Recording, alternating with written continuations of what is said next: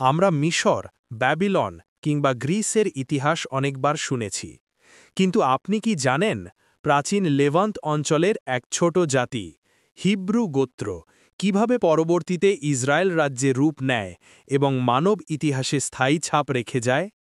আজকের ভিডিওতে আমরা জানব সেই অবিশ্বাস্য যাত্রার কাহিনী। তো চলুন শুরু করা যাক। প্রাচীন নিকটপ্রাচ্য ছিল মানব সভ্যতার অন্যতম শৈশবভূমি।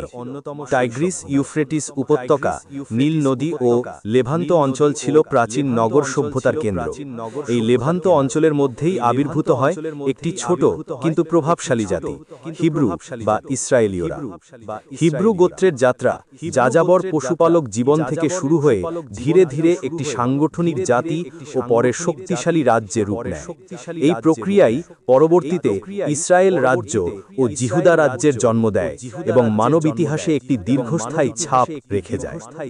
এক, হিব্রু গোত্রের উৎপত্তি। হিব্রু শব্দটি এসেছে ইভরি থেকে, যার অর্থ অতিপার হওয়া বা অন্য দিক থেকে আসা। ধারণা করা হয় প্রাথমিকভাবে এটি ছিল যাযাবর পশুপালকদের বোঝাতে ব্যবহৃত একটি পদ। আব্রাহামিক ঐতিহ্য, ইহুদি, খ্রিস্টান ও ইসলাম ধর্মের ধারায় হিব্রু জাতির জনক হিসেবে আব্রাহামকে ধরা হয়। বাইবেল অনুযায়ী তিনি উর নগরী, আধুনিক ইরাক থেকে কানান অঞ্চলে অভিবাসন করেন। তার বংশধরদের থেকেই ইসরায়েলীয় গোত্রগুলির উদ্ভব হয়। গোত্র কাঠামো। হিব্রুদের সমাজ ছিল গোত্রভিত্তিক। ইয়াকুব বা ইসরায়েলের 12টি ছেলের নামে পরিচিত 12 গোত্র ছিল এদের সংগঠনের মূল। প্রতিটি গোত্রের নিজস্ব নেতা ও পুরোহিত ছিল। 2, মিশরে অবস্থান ও নির্গমন।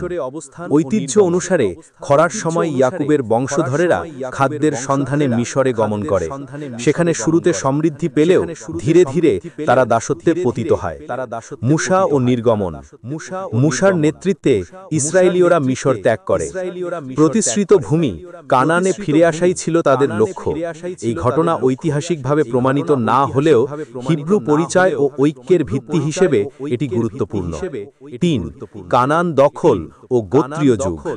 মিশর থেকে আসার পর ইসরায়েলীয়রা কানান অঞ্চলে ধীরে ধীরে বসতি স্থাপন করে। কানান দখল। যোশুয়া নামক নেতার অধীনে ইসরায়েলীয়রা কানানের বিভিন্ন নগর দখল করে। প্রত্নতাত্ত্বিক প্রমাণ থেকে দেখা যায় খ্রিস্টপূর্ব 1300-1200 শতকে কানান অঞ্চলে একাধিক ছোট ছোট বসতি হঠাৎ গড়ে ওঠে, যা হয়তো ইসরায়েলীয় গোত্রের প্রমাণ। বিচারকদের যুগ। তখন কোনো কেন্দ্রীয় রাজা ছিল না। গোত্রগুলো আলগাভাবে জোটবদ্ধ ছিল।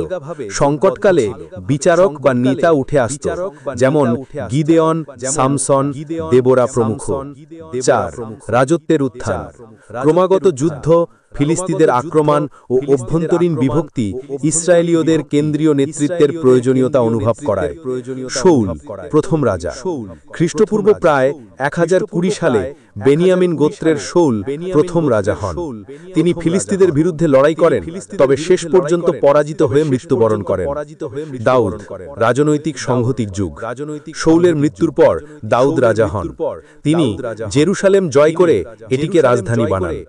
দাউদ ইসরায়েলীয় গোত্রগুলোকে প্রথমবারের মতো কার্যকরভাবে একত্রিত করেন। সলোমন, সুবর্ণ যুগ। দাউদের পুত্র সলোমন ছিলেন জ্ঞানী ও সমৃদ্ধশালী শাসক। তিনি জেরুসালেমে মহামন্দির নির্মাণ করেন। ব্যবসা ও কূটনীতিতে ইসরায়েল রাজ্য সমৃদ্ধ হয়। 5, রাজ্যের বিভাজন।